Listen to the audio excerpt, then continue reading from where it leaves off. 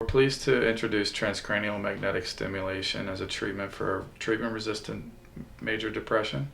TMS is a type of treatment that uses an electromagnetic coil to introduce an electrical change in the brain that helps patients to improve the state of their depression over a treatment course period of 4 to 6 weeks, daily treatment. Works by, talk about the neurotransmitters. Sure.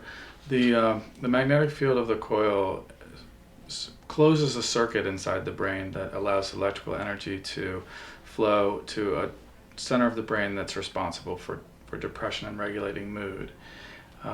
Through the course of this treatment, the device TMS effectively wakes up a center of the brain and allows it to be jump-started. That helps the body reconnect with producing the neurotransmitters and the other electrical energy that allows for the regulation of mood in patients that are previously not regulated. What happens is we often say that there's a chemical imbalance that causes depression, and that's not really accurate, but that's probably close enough to make sense to people.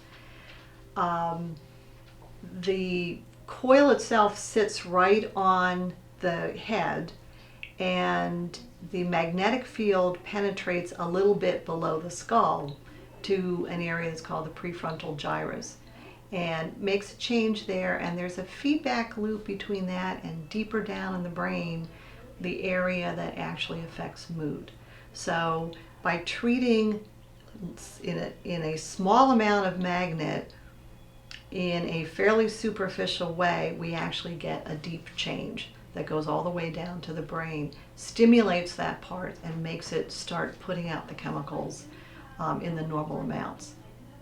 So our handy volunteer here has agreed to sit in the chair. After a person reclines, we do a lot of different measurements to make sure things are lined up correctly. And I'm just showing one of them. We measure where the current, the magnetic coil is actually going to go. We do a couple different things there using these different sliders, and then once we have that set up, which I'm not going to go through how we actually do it, we place the coil on somebody's head. This is the coil, and it's going to make a little clicky noise because it has an air brake. We would put all of those parameters in here for how high, low, forward, back, and how much magnetic current was necessary, and then we would start treatment, and it would make a noise that I can't replicate here, but it goes tap tap tap tap tap tap tap tap. Sounds a little bit like a woodpecker, and it delivers a burst for 4 seconds, and then there's a 26-second pause, and that cycle repeats every 30 seconds for 37.5 minutes. And then treatment's done, and the person can get up and drive himself home. Sure. Actually, what we do is, in order to find the area of the brain, because everybody's head is shaped differently, is bigger or smaller, whatever, we find what's called the motor area of the brain. The brain is actually mapped in the motor area. You get hand, you get thumb, you get face, so you want to get it right to thumb. Once we have that setting, we actually measure 5.5 centimeters forward from that, and that's where we want to be. Gotcha.